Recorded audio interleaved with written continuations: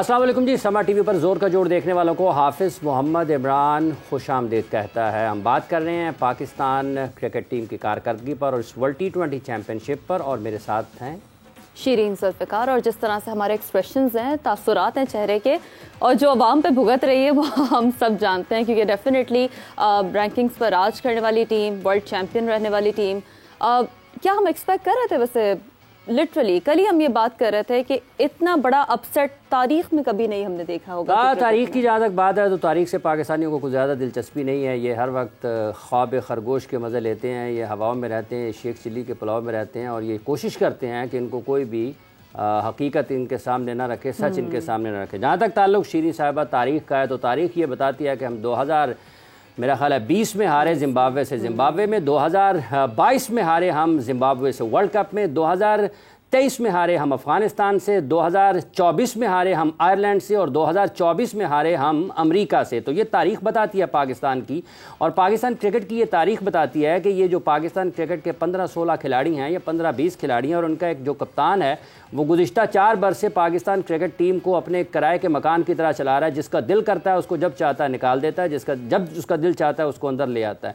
ये Pakistan cricket team के जो फैसले हैं, जो कल की हमें शिकस्त नसीब हुई है, जो देखी है पाकिस्तान 24 करोड़ लोगों ने, ये कोई इत्तफाकिया नहीं है। ये जो हमने कमालात किए थे ये उसका नतीजा है। अगर आप देखते हैं मजमूई तौर पर पाकिस्तान क्रिकेट के इस खाके को, तो आपको क्या नज़र आता है? यहाँ पर यह नज़र ज़रूर आता है कि पाकिस्तान क्रिकेट बोर्ड ये कहता है कि हमारे खिलाड़ी ने 3000 रन बना लिए, हमारे खिलाड़ी ने 4000 रन बना लिए, हम आईसीसी की रैंकिंग में नंबर 1 पर बैठे हैं, हम नंबर 2 पर बैठे हैं, हमारा खिलाड़ी नंबर 1 है। इतने हफ्तों तक भाईजान आप अपनी टीम का बताएं वो कहां पर खड़ी है?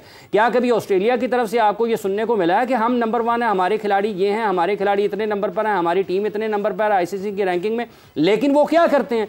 वो क्रिकेट वर्ल्ड कप जीत जाते हैं, वो वर्ल्ड टेस्ट चैंपियनशिप जीत जाते हैं, वो अकेले एयरपोर्ट पर नजर आते हैं। वो वर्ल्ड कप जीतने के बाद भी वहां पर तो कोई ढोल नहीं होते, वहां पर कोई भंगड़े नहीं होते, वहां पर कोई फूलों के हार नहीं होते। क्या वो प्रोफेशनल क्रिकेटर नहीं है? हमारे यहाँ पर जो असल मसला पाकिस्तान के क्रिकेट का है वो ये है कि एक तो मेरिट का कत्लेआम है, और जो कल के मैच की अगर हम बात करें वो कप्तान साहब जिनके इर्द गिर्द के लोग बाहर लोगों में कहते फिरते हम तो कप्तानी लेना ही नहीं चाहते थे, इन्होंने हमें ज़बरदस्ती दे दी है। कौन कहता है? ये जाके पूछें कौन कह रहा है पाकिस्तान में लोगों से कि कप्तानी लेना नहीं चाहते? तो जो तीर आपने मारा था 4 साल कप्तानी लेके, कल आपने उसको दोहरा दिया है।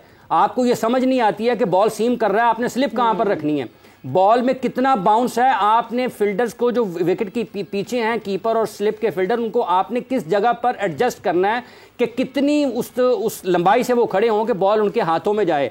आपके फास्ट बॉलर जब गेंदबाजी करते हैं तो आपको ये समझ नहीं आती कि मैंने किसको कहां पर इस्तेमाल करना है। एक ऐसा पिच जिस पर सीम हो रहा है बॉल, और उस पर आप आमिर की बजाय, नसीम की बजाय आमिर को गेंदबाजी पहले करवा दें, तो क्या लोगों को समझ नहीं आती कि आप कर क्या रहे हैं? ठीक है, आप क्या कर रहे हैं, आप कैसे पाकिस्तान की टीम को चला रहे हैं कि एक ऐसी टीम जिसमें इफ्तिखार अहमद, गो के सुपर ओवर भी बाद में बात करेंगे, आप उसकी जगह पर शादाब खान को नंबर 4 पर बैटिंग करा रहे हैं, कराई जा रहे हैं। पोस्ट मैच में आकर प्रेस कॉन्फ्रेंस में आप कहते हैं मैं मिडिल ऑर्डर को ठीक करने की जरूरत है। भाईजान, आप मिडिल ऑर्डर को ठीक करें, लेकिन आप ये बताएं कि आपने 44-43 गेंदों पर 7.1 ओवर्स खेलकर 44 रन स्कोर किए हैं, तो क्या आप मिडिल ऑर्डर में थे कि आपको भी ठीक करना है? आप अपना मलबा उठाएं खुद। आप लोगों पर क्यों डाल रहे हैं? मिडिल ऑर्डर अगर खराब है तो क्या पाकिस्तान का टॉप ऑर्डर ठीक है?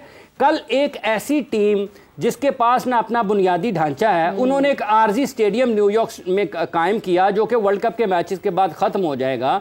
उसने आपको नाको चने चबवा दिए हैं। आप अपनी कारकर्दगी देखें, वो 2 को 1 में बदल रहे थे, बैटिंग 1 को 2 में बदल रहे थे, यूएसए वाले बैटिंग करते हुए। जब वो फील्डिंग कर रहे थे तो वो आपके 2 रन को 1 में कट कर रहे थे, और जब आप बैटिंग कर रहे थे जहां पर 2 बनते थे आप 1 ले लेते रहे, और जब आप फील्डिंग कर रहे थे जहां पर 1 होता था उन्होंने आपके हाथ में से 2-2 लिए हैं।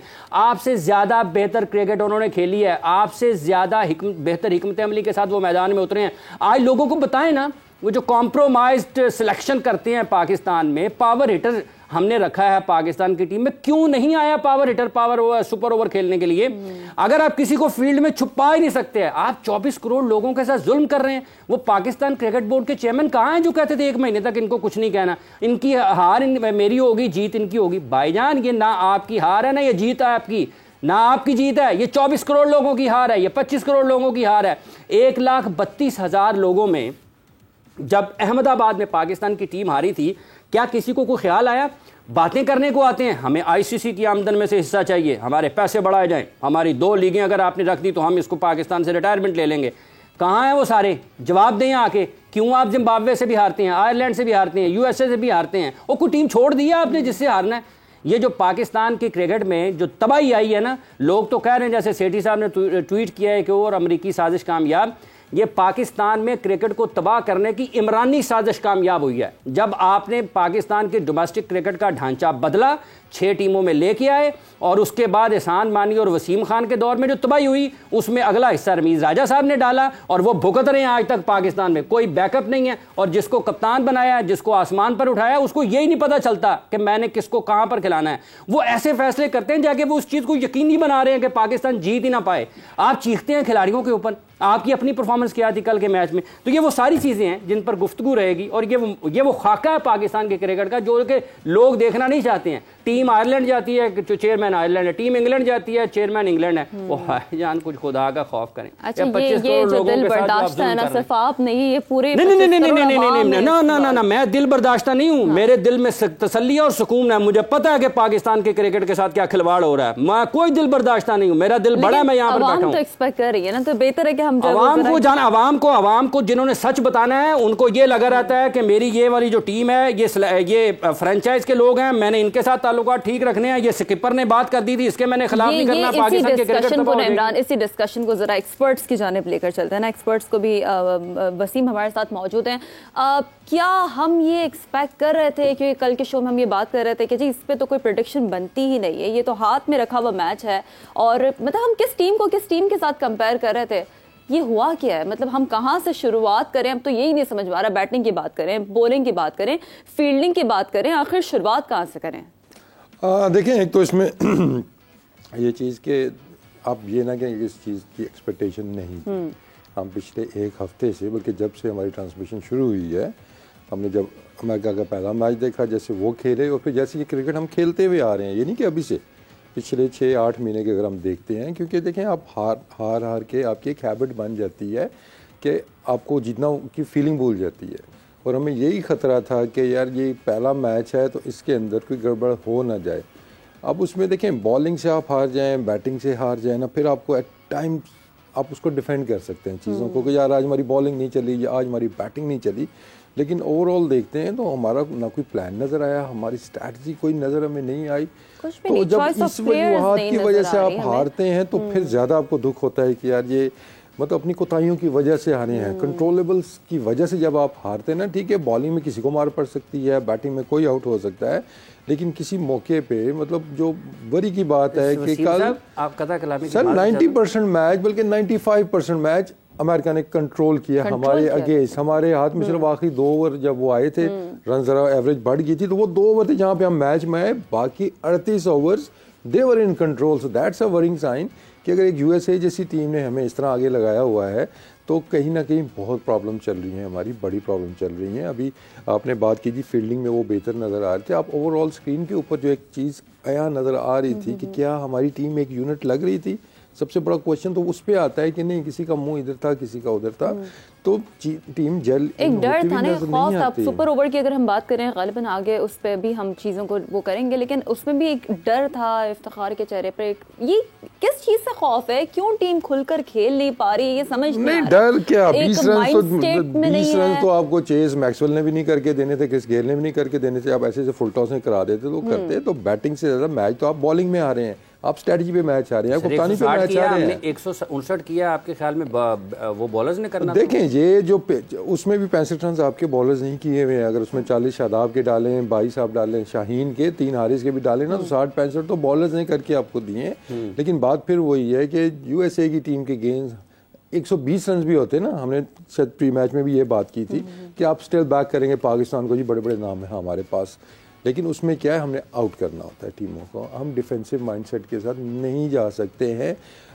कोई क्लियर प्लान आपके नज़र नहीं आए हैं। जैसे पहला ओवर शाहीन शाह करते हैं, दूसरे ओवर में आपके जो बेस्ट बॉलर हैं नसीम शाह, जिसके हम बार बार बात करते हैं उनको करना चाहिए, उन्होंने मैचेस जिताए हुए हैं, वो आते हैं टोपी उतारते हैं, शुरू करने लगते हैं, एकदम को याद आता है नहीं आपने नहीं करना, आमिर आप आ जाओ, तो इस तरह टीम तो क्लब की टीम भी नहीं चलती है। और वो क्या लॉजिक थी कि आमिर को वहाँ पे बॉलिंग करवाने की, कब उसने हमें मैच जिताया हुआ है नए बॉल के साथ आउट करके। नसीम शाह जी आउट किए हैं उसने, PSL जी आउट किया, करंट फॉर्म उसकी है, तो हमने प्लान ऊपर नीचे कर दिया। फिर हम ब्लेम करते हैं कि पहले 6 ओवर्स में हमने बॉलिंग अच्छी नहीं की। हो सकता है गैरी ने कहा हो कि दूसरा ओवर नसीम करेगा, लेकिन कप्तान ने ग्राउंड में फैसला बदल दिया, हो सकता है जैसे आपने खाका देखिए लास्ट मिनट पे तो ऐसी चीज़ नहीं चेंज हो रही है ना, मतलब आप एक नॉर्मल चीज़ को आप हटा रहे हैं तो दैट मीन्स कि आप ऑन द स्पॉट आप डिसीजन कुछ कर रहे हैं ना। हमें विकटें चाहिए थी पहले 6 ओवर्स में, 2-3 हम विकटें लेते आराम से, हम उनको 100 पे आउट करके हमने मैच जीत जाना था। हम क्या डिफेंसिव माइंडसेट के साथ गए जी, आमिर से बॉल करवाते हैं हम, फॉर सम रीज़न हमें वो ज़्यादा अच्छा लगता है तो हम उससे नया बॉल करवा लेते हैं। तो वो निशल आपने वहाँ पे एडवांटेज ज़्यादा अच्छा लगने से सर मतलब परफॉर्मेंस सर ज़्यादा अच्छा इसीलिए ना कि नसीम पीछे क्यों हट सकता है, परफॉर्मेंस पे तो नहीं हटता ना वो, उसको हटाने की परफॉर्मेंस पे तो ना किसी और की परफॉर्मेंस। सोहेल तनवीर साहब को शामिल करते हैं। सोहेल साहब हमारे साथ। अस्सलाम वालेकुम सोहेल साहब।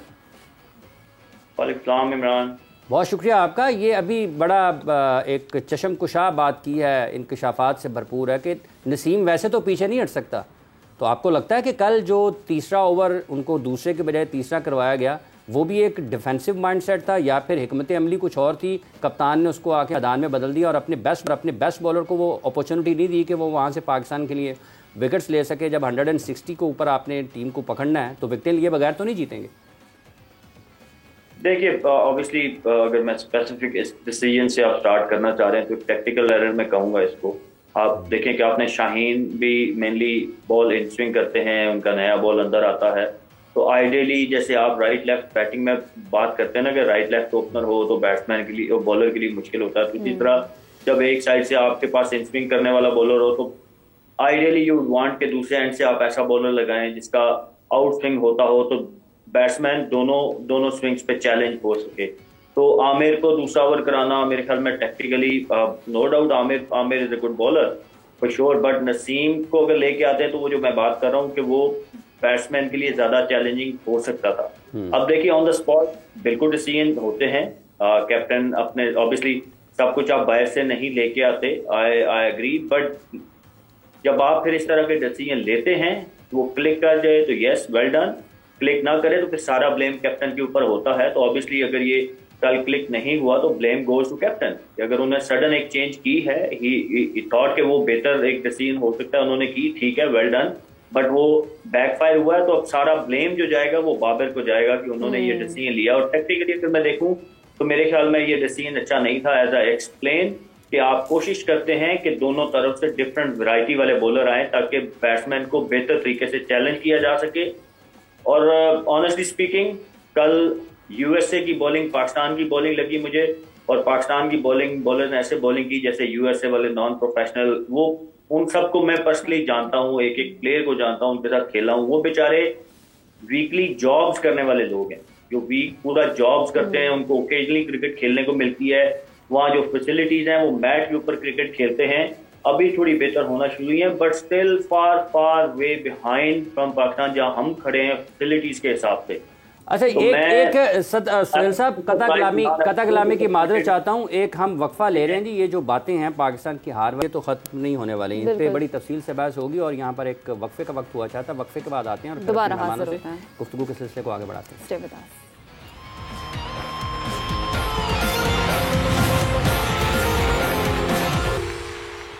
Welcome back ji to the program जोर का जोड़। और जैसे कि ब्रेक से पहले हम बात कर रहे थे पाकिस्तान और अमेरिका के मैच की और पोस्टमार्टम करने की कोशिश कर रहे थे, बहुत ही भारी दिल के साथ हम हर लिहाज से कोशिश कर रहे हैं कि जरा बात की जाए कि डिसीजन मेकर्स की गलती है, कहाँ पर क्या प्रॉब्लम है। अच्छा सोहेल साहब भी हमें ज्वाइन कर चुके हैं।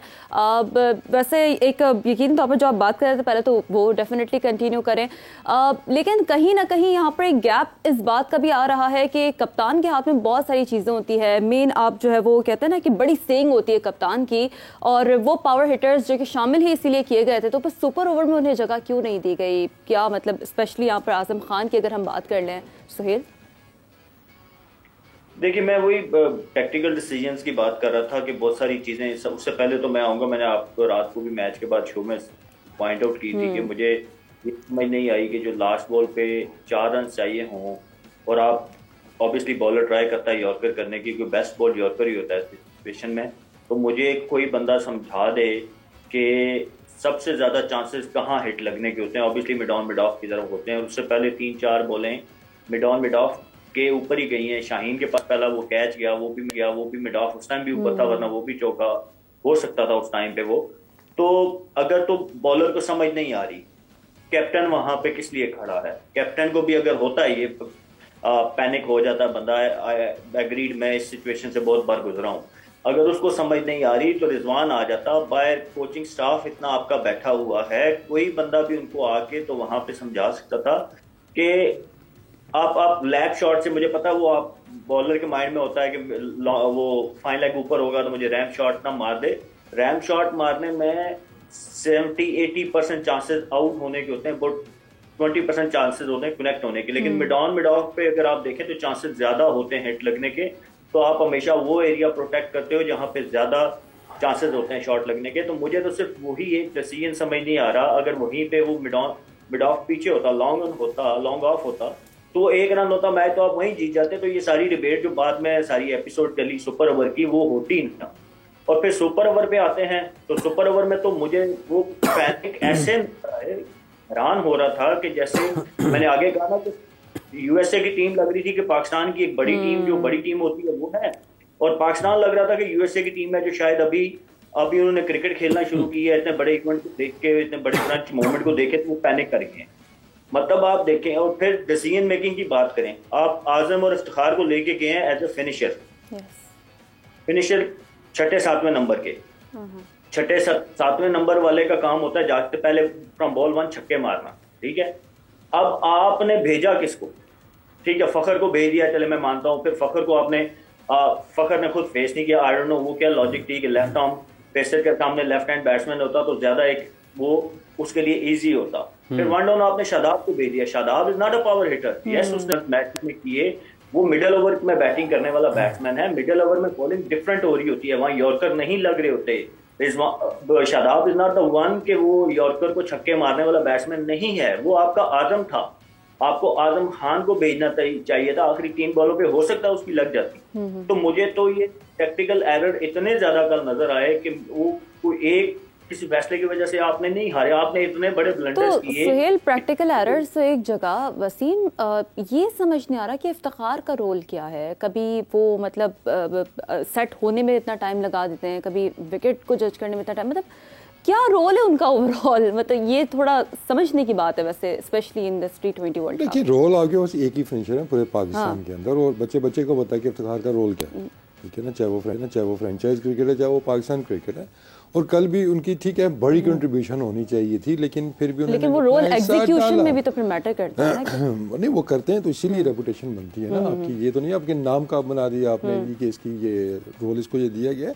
लेकिन जो पॉइंट सुहेल रेज कर रहा है ना, वो टेक्निकल एरर्स इतने ज्यादा हैं कि जैसे वो फखर ने फेस क्यों नहीं किया, लेफ्ट आर्म बॉलर लगा हुआ है, ये तो नहीं कि इफ्तिखार सामने आया उन्होंने खबे को बॉल दे दिया। क्यों नहीं आया? आजम क्यों नहीं आया? वो फील्ड से बाहर थे कहीं, ऐसा तो नहीं कि साइम अंदर थे और वो ज्यादा देर तक फील्ड से बाहर रहे बैटिंग के लिए, उनको इसलिए नहीं भेज सकते थे। लेकिन देखिए कल मैच से पहले जो मैं एक बात कर रहा था कि आजम को मैंने अपनी प्लेइंग 11 में क्यों नहीं डाला था कि आप एक मैच ट्रायल बेस के ऊपर उसको देंगे और अगले मैच में आप बिठा देंगे, क्योंकि वो कंडीशन उसको सूट नहीं करेंगे। और अनफॉर्चुनेटली वैसे ही हुआ कि उससे परफॉर्म नहीं हुआ। अब उसको मुझे नहीं लगता कि दोबारा मैच दिया जाएगा, देना चाहिए मेरे ख्याल में, अगर लेके गए हैं तो दें, पे पूरा चांस दें। लेकिन अब वही सिचुएशन आ गई है जहाँ पे आप पैनिक बटन एकदम से दबाएंगे, वो अपने जो टेक्निकल एरर्स हैं उसको कवर करने के लिए कि हमने, मतलब मुझे ये नहीं समझ आया कि उस्मान खान को नंबर 3 पे खिलाने की टेक्निकल एरर्स जो हैं, ये एरर्स का जिम्मेदार कौन है, इन गलतियों का जिम्मेदार कौन करता है? देखिए मसला भी सुहेल ने बात की नहीं कि मशवरा देने के लिए वाइस कैप्टन भी होते हैं, चले वाइस कैप्टन अभी नहीं है तो रिजवान है, शादाब है, कोचिंग स्टाफ बाहर बैठे हुए हैं। लेकिन बात फिर वही है कि कुछ सुनेगा तब ना। ये 4 साल से प्रॉब्लम चल रहा है, हमारा कम्युनिकेशन गैप है कि जब एक ही बंदा आपके सारे डिसीजन करेगा तो जो एरर ऑफ मार्जिन होता है एरर का, वो बढ़ जाता है आपका। तो हमें टीम वर्क है, टीम वर्क के साथ हमें जाना चाहिए। तो वो जो फ्रस्ट्रेशन कल नजर आ रही थी, मानी साहब फैसले कर रहे थे, फिर रमीज साहब फैसले कर रहे थे, अब मोहसिन साहब फैसले कर रहे हैं, अब इन फैसलों की बात कर रहे हैं। नहीं वो टीम के अंदर जाके मोहसिन साहब तो नहीं ना बैटिंग ऑर्डर आपका सेट कर रहे हैं, या मिडॉन ऊपर रख रहे हैं या मिडॉन पीछे कर रहे हैं, तो ये कप्तान करता है। टेक्निकल जो चीज़ें होती हैं वो विद इन टीम होती हैं, चाहे वो आपकी प्लेइंग 11 है, आपकी फील्ड प्लेसमेंट है, आपकी बॉलिंग चेंजेस है। तो आई थिंक कल का ऐसा था कि हमें लेफ्ट आर्म स्पिनर लगा हुआ था, लेफ्ट आर्म फास्ट बॉलर लगा हुआ था, 3 नंबर पे वहाँ पे आपको फ़ख्र आना चाहिए था। आपने उस्मान को भेज दिया वहाँ पे, एक ये गलती की, क्योंकि एकदम से आप ना उम्मीदें बहुत बड़ी लगा लेते हैं, और उन लड़कों से जिनका अभी ट्रैक रिकॉर्ड इतना अच्छा नहीं है इंटरनेशनल क्रिकेट में, उस्मान भी उस तरह भी अपना लोहा नहीं मनवा सके है। उनको आप मिडिल ओवर्स के लिए रख लेते हैं कि यार चलो बाद में मिडिल ओवर्स में आके वो ज़रा स्ट्राइक रोटेज पे अच्छा कर लेता है, स्वीप अच्छी खेल लेता है, कट शॉट अच्छी खेल लेता है, वो आगे खेलेगा। फ़ख्र को ऊपर हम बेचते हैं, लेकिन हमने उनके साथ चांस लिया। वसीम साहब कट खिलाए ही ना, अगर कोई कट खिलाए ही ना तो फिर क्या करेगा वो? देखिए कट नहीं खिलाएगा तो स्वीप खाएगा ना। अब ये तो क्रिकेटिंग चीज़ है ना, आप सब समझें आप इस चीज़ को कि जो आपको बॉल नहीं मिल रहा फिर आपको बनाने पड़ते हैं। T20 cricket is all about creating opportunities. Avail करना तो हर कोई अवेल कर लेता है, ठीक है ना, क्योंकि देखिए हमारे बेस्ट बैट्समैन जो हैं वो आपके सुपर ओवर में नहीं आते। दैट मीन्स कि वो बेस्ट एक लिमिटेड उसके अंदर बेस्ट है ना, ठीक है ना। तो हमारी जो मैच का ब्लेम अगर मैं डालूंगा टेक्टिकल चीज़ों पे डालूंगा, प्लस आपकी बॉलिंग पे डालूंगा। अब सुहेल आई थिंक इस चीज़ से एग्री करेंगे कि 120 का टारगेट भी होता इसी पिच के ऊपर, इसी बॉलिंग लाइनअप के साथ, आप पाकिस्तान को बैक करते हैं कि पाकिस्तान को ये मैच जीतना चाहिए, लेकिन उसके लिए हमें आउट करने पड़ने थे। हम डिफेंसिव माइंडसेट के साथ के चौथी स्लिप खड़ी हुई है आपकी फॉर सम रीजन, जो मुझे समझ नहीं आती। सुहेल इसको जरा पूछते हैं कि ये क्या लॉजिक होती है चौथी स्लिप खड़ी करना। फिर स्लिप लगती है, एक वहाँ से गैप में से बॉल जाता है, एक बॉल के बाद वो स्लिप भी गायब कर दी जाती है, नया बैट्समैन आता है, स्लिप रखी नहीं जाती है। तो अजीब अजीब ऐसे ऐसे डिसीजंस होते हैं। और एक चीज़ और सुहेल से मैं पूछूंगा कि देखिए अब कहने को तो हम कह रहे हैं जी कि नसीम को दूसरा ओवर करना चाहिए था। अब T20 क्रिकेट में एक ओवर का फ़र्क बहुत ज़्यादा है, क्योंकि एक बॉल है उसकी स्विंग के ऊपर। सुहेल बेहतर बताएंगे कि दूसरे ओवर में और तीसरे ओवर में क्या फ़र्क है, और पहले ओवर में और तीसरे ओवर में क्या फ़र्क है, स्विंग का कितना फ़र्क पड़ सकता है या पड़ता है। सुहेल साहब बताइएगा ज़रा।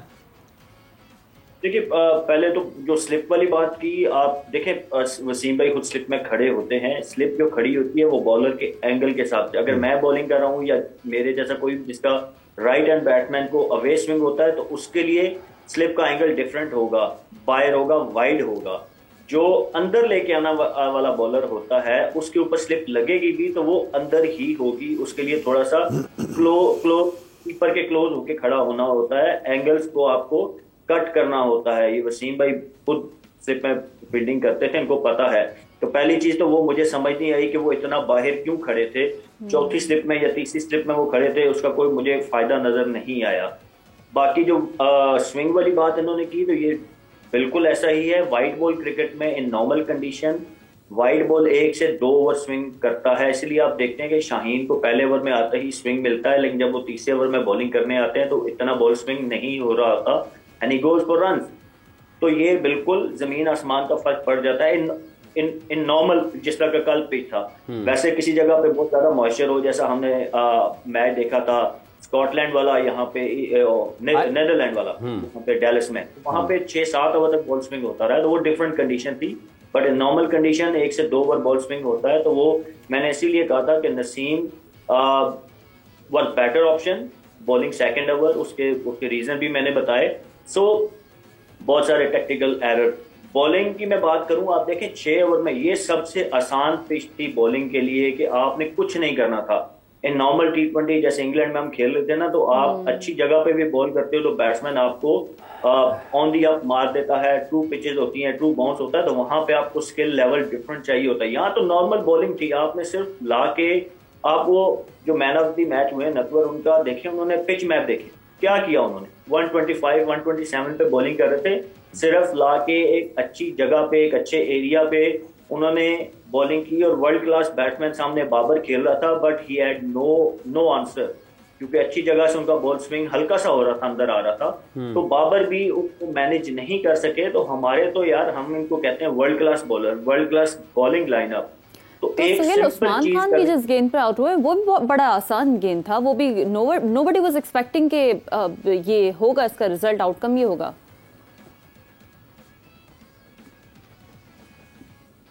देखिए अभी ऑब्वियसली आप देखें, मैंने कल भी कहा था कि आप टीम का जो फर्क होता है ना ऑन पेपर नामों का होता है, तो नामों का फर्क उनकी स्किल्स की वजह से होता है। तो जब आप अपनी स्किल्स के हिसाब से क्रिकेट नहीं खेलेंगे तो फिर रिजल्ट्स आपको नहीं मिलते। कल यूएसए ने हमसे बेहतर क्रिकेट खेली तो वो जीत गए, हमने पैथेटिक क्रिकेट, मैं sorry to use this word, मैं नॉर्मली नहीं यूज करता इस तरह के वर्ड, मैं I always back players, but यहाँ जो ये कल की क्रिकेट हुई है, कल यकीन माने मैं यहाँ पे बाहर गया, कल रात में मैच के बाद 3-4 राइडर्स यहाँ पे बेचारे जो जॉब करते हैं वो मिले मुझे। उन्होंने कहा यार कि हम मैच देख रहे थे और इतनी बुरी वो सिचुएशन के लास्ट बॉल पे जब बाउंड्री लगी तो हमारा एक राइडर बेचारा वो बेहोश हो गया गम से। मतलब इतनी इमोशनली कनेक्टेड होती है ना पूरी नेशन, बिल्कुल। और यही आप भी बहुत जोश और जज्बे के साथ रात को मैच लिटरली मुझे तो लिटरली रोना आया है। और वैसे सवेरा भी हमारे साथ मौजूद है, उन्होंने भी कुछ जो तासुरात हैं, अब जो पहले क्या मोमेंटम रहा टीम डेफिनेटली अमेरिका से वहाँ पर। I personally know some people जो कि बाकायदा एक महंगी टिकट लेकर वहाँ पर पहुँचे हैं, पाकिस्तानी टीम को सपोर्ट करने पहुँचे हैं। स्टेडियम पूरा खचाखच भरा हुआ था। तो सवेरा ने भी कुछ ज़रा तासुरात कैच किए, देखते हैं जरा उनके पास क्या है आफ्टर द मैच, वो क्या बता पा रही हैं, वहाँ पर क्या सिचुएशन रही है। जी हाफिज, हम तो पहुंचे थे यहाँ यूएस के अपनी टीम को सपोर्ट करेंगे, इंडिया पाकिस्तान के मैच में सपोर्ट करने, मगर जैसे ही यूएस पहुंचे तो वही हुआ जो आप लोग सबको पता है, जो गम हम सब मना रहे हैं कि यूएसए दी होस्ट टीम उसने पाकिस्तान को शिकस्त दी और ऐसी वैसी शिकस्त नहीं दी, मैच टाई करके सुपर ओवर में जाके शिकस्त दी। सो वो गम तो वही है, वो डिसअपॉइंटमेंट वही है। और बार बार अब मुझे तो टाइम, मुझे लगता है कि इतनी दफ़ा कह चुके हैं, एम्बैरेसिंग डिफीट जो पाकिस्तान की हुई। पाकिस्तान की कैंपेन की शुरुआत ही ऐसी हुई है कि इतनी एम्बैरेसिंग वो कैंपेन शुरुआत हुई है कि अब हम क्या हाइप क्रिएट करें पाकिस्तान इंडिया के मुकाबले के लिए। जब यूएसए के अगेंस्ट जो है वो पाकिस्तान स्टैंड नहीं कर सका, तो पाकिस्तान इंडिया का जब मुकाबला होगा तो पाकिस्तान कितना स्टैंड कर सकेगा, कितना नहीं। सो यस, इस वक्त हम यहाँ मौजूद ज़रूर हैं, मगर दिल खून के आंसू रो रहा है कि किस तरह की परफॉर्मेंस टीम पाकिस्तान ने की है। और इस वक्त मेरे साथ मेरे कलीग भी मौजूद हैं, सीनियर स्पोर्ट्स जर्नलिस्ट हैं रिजवान हैदर। मैं रिजवान से भी पूछना चाहूँगी कि हम सब यहाँ मौजूद हैं, पाकिस्तान को सपोर्ट करने आए हैं इतनी दूर से, इतनी लंबी फ़्लाइट्स लेके, और मैं तो रिजवान लैंड की हूँ और मुझे पहली खबर ये मिलती है कि जी यूएसए ने पाकिस्तान को सुपर ओवर में हरा दिया है। सो यस रिजवान, बिल्कुल ऐसे ही है, बहुत ही अफसोस की बात है। बेतहाशा क्रिकेट फैंस यहाँ पे मौजूद हैं और all over the world they were watching the match. और पाकिस्तान ऐसे खेला कि शायद इनका पहला वर्ल्ड कप है, और यूएसए पूरे मैच में ऐसे खेला कि शायद के वो एक बार वर्ल्ड कप जीत चुके हैं और पिछले वर्ल्ड कप का वो फाइनल शायद खेल के आ रहे हैं। तो अफसोस की बात तो ये है कि एक किस प्लेयर की बात करें। बाबर आजम अब जिस तरह बैटिंग कर रहे थे, 24 गेंदों पे 10 रन्स, ये क्या तरीका आ रहा है बैटिंग करने का। दुनिया कहाँ पहुँच गई है 6 ओवरों में 60-70 रन्स, और हमारा जो टॉप बैट्समैन है वो 24 गेंदों पे 10 करेगा। बॉलिंग की बात करें तो बॉलिंग में भी 160, इतना कम टोटल भी नहीं था। जैसे गिरते पड़ते इन्होंने बना लिया 160, और 160 में देखें हमारे टॉप बैट्समैनों ने तो कोई रन्स नहीं किए। रिजवान की बात करें, उस्मान की, फ़खर की, इफ्तिखार की, आजम की, even Babar run a ball 44, वो तो आपके ऑलराउंडर्स ने या सो कॉल्ड ऑलराउंडर्स ने रन्स किए।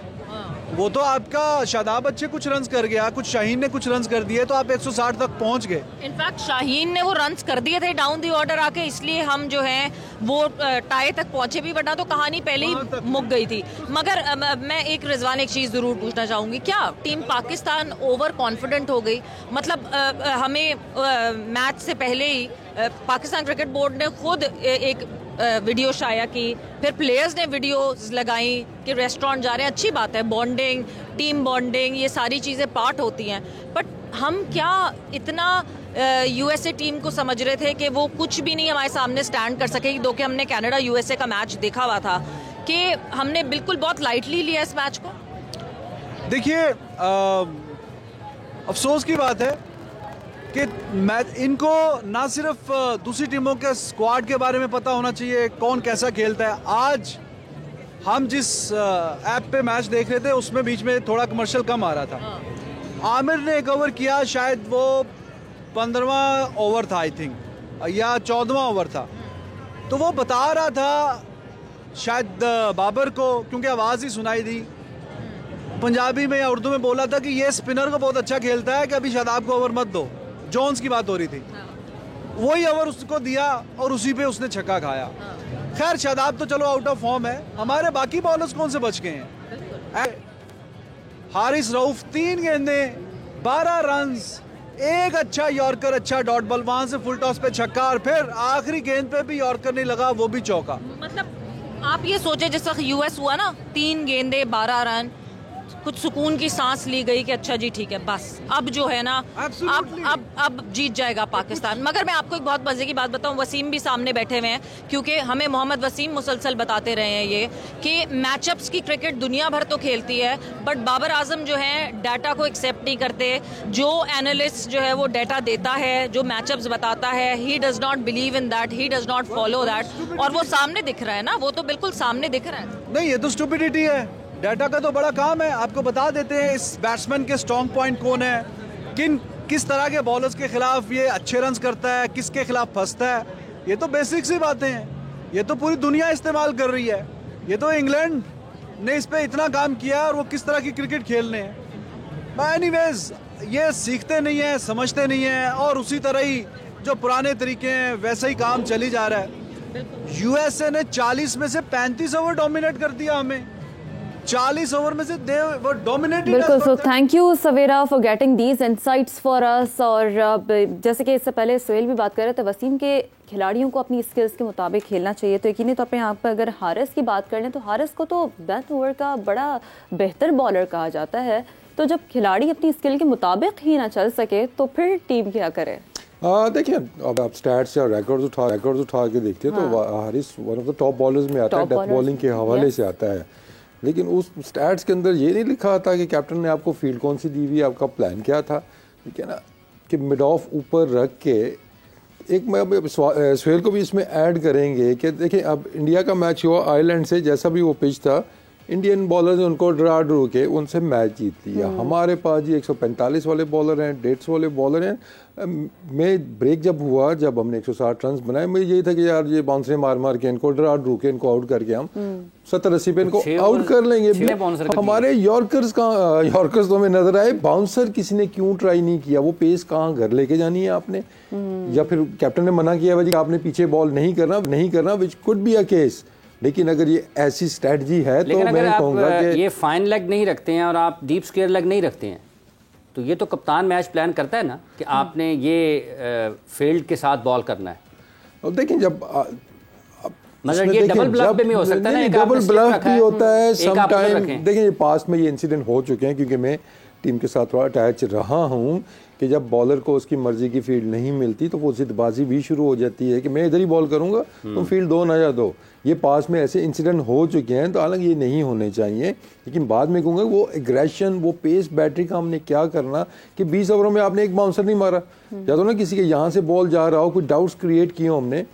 मैचअप्स की बात करते हैं हम, वो जो सबसे बड़ा एविडेंस, ये भी जो बात चल रही थी, ये स्क्रीन पे सबने देखा जी कि आमिर उसको कह रहा है कि स्पिन को अच्छा खेलता है, तो आपका एनालिस्ट वहाँ पे क्या कर रहे हैं, जो वीडियो रिकॉर्डिंग शादी की वीडियो बनाने के लिए जो मशहूर है, आप उनको लेके गेम में वो आपको क्या डेटा दे रहा है वहाँ पे कि कहाँ पे बॉलिंग करनी है, कहाँ पे नहीं होनी चाहिए। इफ्तिखार अभी बात की थी ना, इफ्तिखार क्यों नहीं चल रहा, इफ्तिखार के ऊपर डेटा चला हुआ है कि कहाँ पे उसको बॉल करना है, उसको वाइड यॉर्कर करी जा रहे हैं, वो फंसा हुआ है उधर। ये वर्किंग होती है, एक एसोसिएट मेंबर्स डेटे का यूज करके वो मैचअप्स पे आए हुए हैं, अपनी वीकनेसेस को देख रहे हैं दूसरी टीमों को। एक हम हैं कि बस नहीं जी छुट्टी जाओ बॉल एक जगह पे, ऐसे नहीं चलता, तो ये और ज्यादा भी प्रॉब्लम्स आएंगी। तो सोहेल से जरा पूछेंगे कल कितने बाउंसर सोहेल साहब, ये जो बाउंसर हैं फास्ट बॉलर्स के, ये क्यों नजर नहीं आए हैं, इसमें हिकमत अमली कितना असरअंदाज होती है, और कप्तान के फैसले, और इतनी जो पेस है, वसीम साहब ने कहा कि शायद वो घर लेके जानी है।